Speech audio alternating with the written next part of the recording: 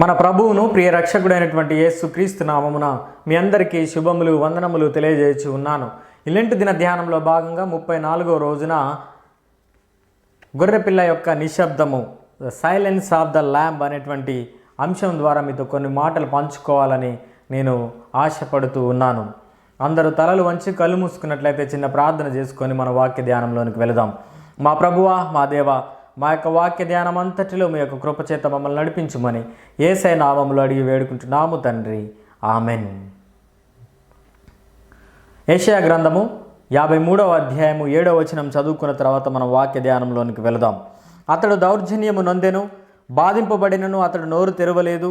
వదకు తేబడు గొర్రెపిల్లయు, బొచ్చు కత్తిరించు వానిదిట గొర్రెయు మౌనంగా నుండినట్లు అతడు నోరు తెరవలేదు.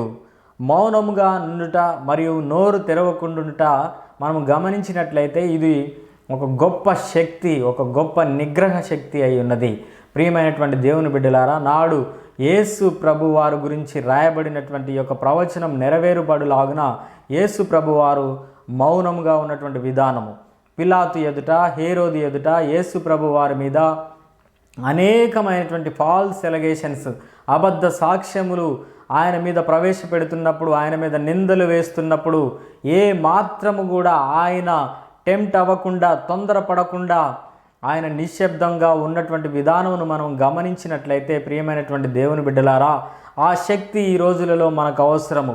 అనేకమైనటువంటి కుటుంబాలను మనం చూసినట్లయితే ఎవరినైనా ఒక మాట అంటే పడే విధంగా లేక వారు మాటకు మాట అనుకొని కుటుంబాలు చిన్న భిన్నమైపోతున్నటువంటి విధానము, తల్లిదండ్రులకు కుమారుల మధ్య మంచి సంబంధము లేకపోవడం, ఇవన్నింటిని మనం గమనిస్తున్నట్టయితే వారు మౌనముగా ఉండకపోవటయే, సైలెన్స్గా ఉండలేకపోవడమే ముఖ్యమైనటువంటి కారణం అనేటువంటి విషయాన్ని మనం చూస్తున్నాం. అయితే యేసు ప్రభు వారిని మనం గమనించినట్లయితే ఆయన నుండి మనము పొందుకోవలసినటువంటి, నేర్చుకోవలసినటువంటి గొప్ప విషయం ఏదైనా ఉన్నదంటే అది మౌనముగా ఉండుటయే.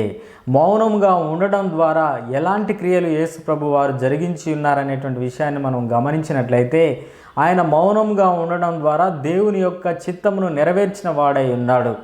దేవుని యొక్క ముందు ప్రణాళిక ఏదైతే ఉన్నదో, ఆయన చేసినటువంటి ప్రణాళిక తన భక్తుల ద్వారా, తన ప్రవక్తల ద్వారా పలికింపబడినటువంటి ప్రతి మాట నెరవేర్చబడులాగున, ఇప్పుడు యెషయా గ్రంథం 53:7లో చదువుకున్నటువంటి మాట కూడా నెరవేర్చబడులాగున ఆయన బొచ్చు కత్తిరించు వాని ఎదుట మౌనంగా ఉన్నటువంటి గొర్రె పిల్లవలే ఆయన మౌనంగా ఉన్నటువంటి విధానమును మనం చూస్తూ ఉన్నాం. ప్రియమైనటువంటి దేవుని బిడ్డలారా, అలాంటి గొప్ప లక్షణం మనకు అవసరం. ఈ యొక్క లోకమును మనం ఒకసారి పరిశీలించినట్లయితే ఎవరైతే ఎక్కువగా అరుస్తారో, ఎవరైతే కేకలు వేస్తారో వారే గెలిచినటువంటి విధానం మనం చూస్తూ ఉన్నాం.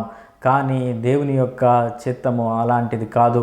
దేవుని యొక్క చిత్తమును మనం నెరవేర్చలేము. అరవడం ద్వారా, కేకలు వేయడం ద్వారా మనము నిశ్శబ్దంగా ఉండడము ఎంతో అవసరమై ఉన్నది. ప్రియమైనటువంటి దేవుని బిడ్డలారా, ఎవరైనా మీ మీద ఆ రీతిగా అబద్ధ ప్రచారములు మీ మీద చేస్తూ ఉన్నప్పుడు యేసు వలె మౌనముగా ఉండడం ద్వారా మీరు దేవుని యొక్క చిత్తమును నెరవేర్చేవారుగా ఉంటారనేటువంటి విషయాన్ని ఈ యొక్క వాక్య భాగం ద్వారా మీకు తెలియజేస్తూ ఉన్నాను. దేవుని యొక్క గొర్రెపిల్ల యేసు ప్రభు వారు ఏ విధంగా మౌనంగా ఉన్నాడు. పరిశుద్ధుడైనటువంటి యోహాను రాసిన సువార్త 1వ అధ్యాయం 29వ వచనంలో యోహాను గారు అంటున్నారు, ఇదిగో లోక పాపములు మోసుకొని పోవు దేవుని గొర్రెపిల్ల. ఆయన గొప్ప కార్యమును తలపెట్టి ఆయన వెళుతుండగా ఆయన మీద వస్తున్నటువంటి ఎలాంటి ఆరోపణకు ఆయన ఎలాంటి ప్రత్యుత్తరం ఇయ్యక ఆయన నిశ్శబ్దంగా ఉన్నటువంటి విధానం, నిశ్శబ్దంగా ఉండడం అనేది ఒక గొప్ప శక్తి. ప్రియమైనటువంటి దేవుని బిడ్డలారా, అలాంటి శక్తి అందరికీ ఉండదు. దేవుని యొక్క బిడ్డలు మాత్రమే, దేవుని యొక్క లక్షణములను పొందుకున్నటువంటి బిడ్డలు మాత్రమే ఆ విధంగా ఉండగలరు. అలాంటి కృప దేవుడు మనందరికీ దయచేయలాగున ఈ యొక్క వాక్యము మీ అందరికీ సహాయపడుతుందనేటువంటి ఉద్దేశంతో మీ యొక్క అంశమును మీ ఎదుట నేను ఉంచడం జరుగుతున్నది. ప్రియమైనటువంటి దేవుని బిడ్డలారా, అట్టి కృప దేవుడు మనందరికీ దయచేయునుగాక. అందరూ తలలు వంచినట్లయితే చిన్న ప్రార్థన చేసుకొని మనం వాక్య ధ్యానాన్ని ముగిద్దాం. మా ప్రభువ, మా దేవ, మా యొక్క వాక్య ధ్యానం అంతటిలో మీ యొక్క కృపను మాకు తోడుగా ఉంచి నడిపించినటువంటి విధానమును బట్టి మీకు స్తోత్రములు చెల్లిస్తూ ఉన్నాం. ప్రభువ తండ్రి, మీరు మౌనముగా ఉండడం ద్వారా, దేవుని యొక్క చిత్తమును నెరవేర్చగలిగి ఉన్నారనేటువంటి విషయాన్ని ఈ యొక్క వాక్య భాగం ద్వారా మేము తెలుసుకొని ఉన్నాం ప్రభు. ఆ రీతిగా మేము అనేక సందర్భాలలో మేము మౌనంగా ఉండలేక అనేకమైనటువంటి గొడవలకు మేము కారణమై ఉన్నాం ప్రభువా. కానీ తండ్రి, మీ యొక్క చిత్తము నెరవేర్చేటువంటి బిడ్డలు మౌనంగా ఉండాలి, సైలెన్స్గా ఉండాలి అనేటువంటి విషయాన్ని యొక్క వాక్య భాగం ద్వారా మాకు తెలియజేసినటువంటి విధానాన్ని బట్టి మీకు స్తోత్రములు. మౌనంగా ఉండుట, సైలెన్స్గా ఉండుట అది ఒక గొప్ప శక్తి అనేటువంటి విషయాన్ని కూడా మీరు మాకు తెలియజేసినటువంటి విధానాన్ని బట్టి మీకు స్తోత్రములు చెల్లిస్తూ, వాక్యం విన్నటువంటి ప్రతి బిడ్డను మీరు బహుగా ఆశీర్వదించమని, మంచి ఆరోగ్యమును, బలమును, శక్తిని, జ్ఞానమును వారికి దయచేయమని యేసయ్య నామములో అడిగి వేడుకుంటున్నాము తండ్రి. Amen. Praise the lord. Thanks for watching. God bless you all.